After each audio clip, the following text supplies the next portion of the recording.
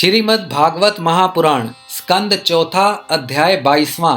महाराज पृथु को सनकादि का उपदेश। श्री मैत्रेय जी कहते हैं, जिस समय प्रजाजन परम पराक्रमी पृथ्वीपाल पृथु की इस प्रकार प्रार्थना कर रहे थे, उसी समय वहां सूर्य के समान तेजस्वी 4 मुनीश्वर आए। राजा और उनके अनुचरों ने देखा तथा पहचान लिया कि वे सिद्धेश्वर अपनी दिव्य कांति से संपूर्ण लोकों को पाप निर्मुक्त करते हुए आकाश से उतरकर आ रहे हैं। राजा के प्राण सनकादिकों का दर्शन करते ही जैसे विषयी जीव विषयों की ओर दौड़ता है, उनकी ओर चल पड़े। मानो उन्हें रोकने के लिए ही वे अपने सदस्यों और अनुयायियों के साथ एकाएक उठकर खड़े हो गए। जब वे मुनिगण अर्ध्य स्वीकार कर आसन पर विराज गए, तब शिष्टाग्रणी पृथु ने उनके गौरव से प्रभावित हो विनयवश गर्दन झुकाए हुए उनकी विधिवत पूजा की। फिर उनके चरणोदकों को अपने सिर के बालों पर छिड़का। इस प्रकार शिष्ट जनोचित आचरण का आदर तथा पालन करके उन्होंने यही दिखाया कि सभी सत्पुरुषों को ऐसा व्यवहार करना चाहिए। सनकादि मुनीश्वर भगवान शंकर के भी अग्रज हैं। सोने के सिंहासन पर वे ऐसे सुशोभित हुए जैसे अपने अपने स्थानों पर अग्नि देवता। महाराज पृथु ने बड़ी श्रद्धा और संयम के साथ प्रेम पूर्वक उनसे कहा। पृथु जी ने कहा, मंगल मूर्ति मुनीश्वरों, आपके दर्शन तो योगियों को भी दुर्लभ हैं। मुझसे ऐसा क्या पुण्य बना जिससे स्वतः आपका दर्शन प्राप्त हुआ।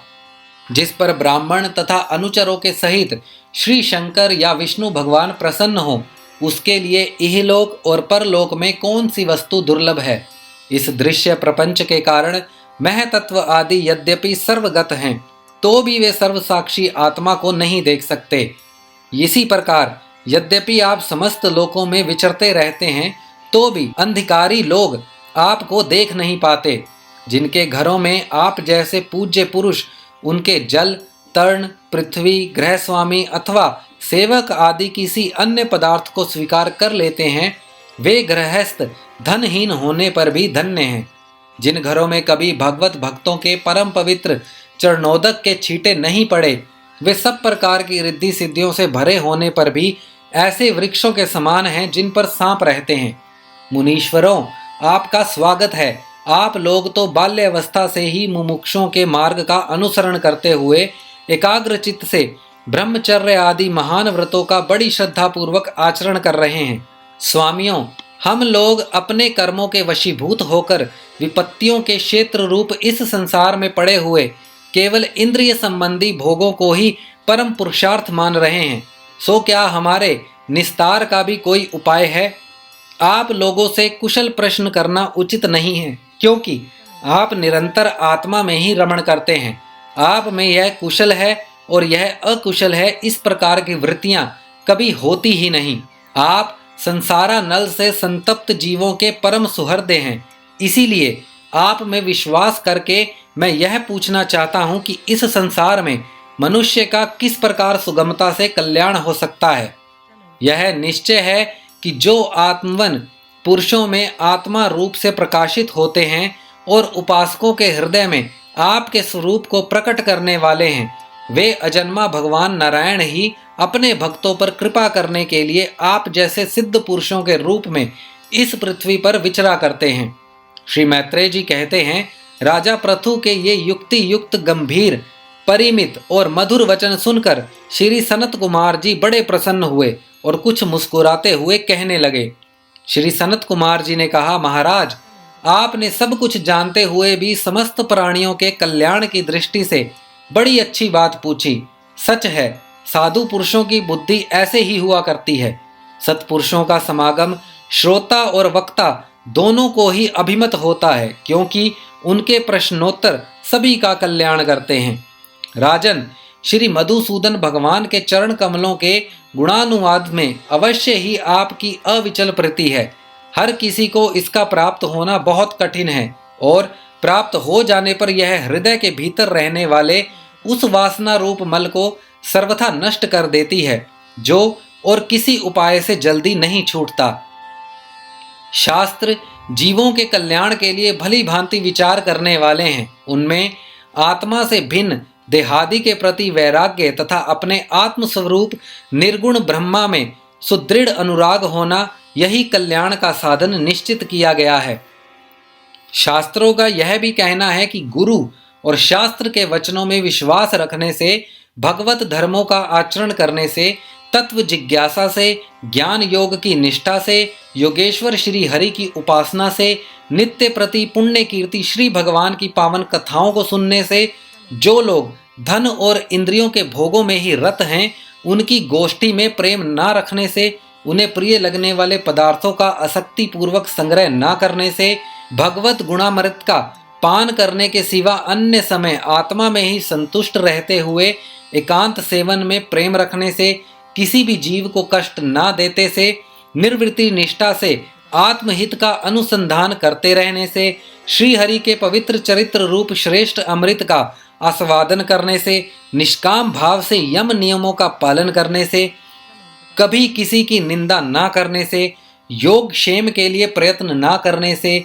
शीतोष्णादि द्वंद्वों को सहन करने से, भक्तजनों के कानों को सुख देने वाले श्री हरि के गुणों का बार बार वर्णन करने से और बढ़ते हुए भक्ति भाव से मनुष्य का कार्य कारण रूप संपूर्ण जड़ प्रपंच से वैराग्य हो जाता है और आत्मस्वरूप निर्गुण पर ब्रह्म में अनायास ही उसकी प्रीति हो जाती है। पर ब्रह्म में सदृढ़ प्रीति हो जाने पर पुरुष सद्गुरु की शरण लेता है। फिर ज्ञान और वैराग्य के प्रबल वेग के कारण वासना शून्य हुए अपने अविद्या 5 प्रकार के कलेशों से युक्त अहंकारात्मक अपने लिंग शरीर को वह उसी प्रकार भस्म कर देता है जैसे अग्नि लकड़ी से प्रकट होकर फिर उसी को जला डालती है। इस प्रकार लिंग देह का नाश हो जाने पर वह उसके कर्तव्य आदि सभी गुणों से मुक्त हो जाता है। फिर तो जैसे स्वप्न अवस्था में तरह तरह के पदार्थ देखने पर भी, उससे जग पड़ने पर भी उससे कोई चीज दिखाई नहीं देती, उसी प्रकार वह पुरुष शरीर के बाहर दिखाई देने वाले घटपटादि और भीतर अनुभव होने वाले सुख सुखादि भी नहीं देखता। इस स्थिति के प्राप्त होने से पहले ये पदार्थ ही जीवात्मा और परमात्मा के बीच में रहकर उनका भेद कर रहे थे। जब तक अंतःकरण रूप उपाधि रहती है तभी तक पुरुष को जीवात्मा, इंद्रियों के विषय और इन दोनों का संबंध कराने वाले अहंकार का अनुभव होता है, इसके बाद नहीं। बाह्य जगत में भी देखा जाता है कि जल, दर्पण आदि निमित्तों के रहने पर ही अपने बिंब और प्रतिबिंब का भेद दिखाई देता है, अन्य समय नहीं। जो लोग विषय चिंतन में लगे रहते हैं उनकी इंद्रियां विषयों में फंस जाती हैं तथा मन को भी उन्हीं की ओर खींच ले जाती हैं। फिर तो जैसे जलाशय के तीर पर उगे हुए कुशादि अपनी जड़ों से उसका जल खींचते रहते हैं, उसी प्रकार वह इंद्रिय सक्त मन बुद्धि की विचार शक्ति को क्रमशः हर लेता है। विचार शक्ति के नष्ट हो जाने पर पूर्वापर की स्मृति होती रहती है और स्मृति का नाश हो जाने पर ज्ञान नहीं रहता। इस ज्ञान के नाश को ही पंडित जन अपने आप अपना नाश करना कहते हैं, जिसके उद्देश्य से अन्य सब पदार्थों में प्रियता का बोध होता है। उस आत्मा का अपने द्वारा ही नाश होने से जो स्वार्थ हानि होती है, उससे बढ़कर लोक में जीव की और कोई हानि नहीं है। धन और इंद्रियों के विषयों का चिंतन करना मनुष्य के सभी पुरुषार्थों का नाश करने वाला है, क्योंकि इसकी चिंता से वह ज्ञान और विज्ञान से भ्रष्ट होकर वृक्षादि स्थावर योनियों में जन्म पाता है। इसीलिए जिसे अज्ञान अंधकार से पार होने की इच्छा हो, उस पुरुष को विषयों में आसक्ति कभी नहीं करनी चाहिए, क्योंकि यह धर्म, अर्थ, काम और मोक्ष की प्राप्ति में बड़ा बाधक है। इन 4 पुरुषार्थों में भी सबसे श्रेष्ठ मोक्ष ही माना जाता है, क्योंकि अन्य 3 पुरुषार्थों में सर्वदा काल का भय लगा रहता है। प्रकृति में गुण शोभ होने के बाद जितने भी उत्तम और अधम भाव पदार्थ प्रकट हुए हैं, उनमें कुशल से रह सकें ऐसा कोई भी नहीं है। काल भगवान उन सभी के कुशलों को कुचलते रहते हैं। अतः राजन, जो भगवान देह, इंद्रिय, प्राण, बुद्धि और अहंकार से आवृत सभी स्थावर जंगम प्राणियों के हृदयों में जीव के नियामक अंतर्यामी आत्म रूप से सर्वत्र साक्षात प्रकाशित हो रहे हैं, उन्हें तुम वह मैं ही हूं ऐसा जानो। जिस प्रकार माला का ज्ञान हो जाने पर उसमें सर्प बुद्धि नहीं रहती, उसी प्रकार विवेक होने पर जिसका कहीं पता नहीं लगता, ऐसा यह माया में प्रपंच जिसमें कार्य कारण रूप से प्रतीत हो रहा है और जो स्वयं कर्म फल कुलसित प्रकृति से परे है, उस नित्य मुक्त निर्मल और ज्ञान स्वरूप परमात्मा को मैं प्राप्त हो रहा हूँ। संत महात्मा जिनके चरण कमलों के अंगुली दल की छटकती हुई छटा का स्मरण करके अहंकार रूप हृदय ग्रंथि को जो कर्मों से गठित है इस प्रकार छिन्न भिन्न कर डालते हैं कि समस्त इंद्रियों का प्रत्याहार करके अपने अंतःकरण को निर्विषय करने वाले सन्यासी भी वैसा नहीं कर पाते, तुम उन सर्वाश्रय भगवान वासुदेव का भजन करो। जो लोग मन और इंद्रिय रूप मगरों से भरे हुए इस संसार सागर को योगादि दुष्कर साधनों से पार करना चाहते हैं, उनका उस पार पहुंचना कठिन ही है, क्योंकि उन्हें कर्ण धारण रूप श्री हरि का आश्रय नहीं है। अतः तुम तो भगवान के आराधनीय चरण कमलों को नौका बनाकर अनायास ही इस दुस्तर समुद्र को पार कर लो।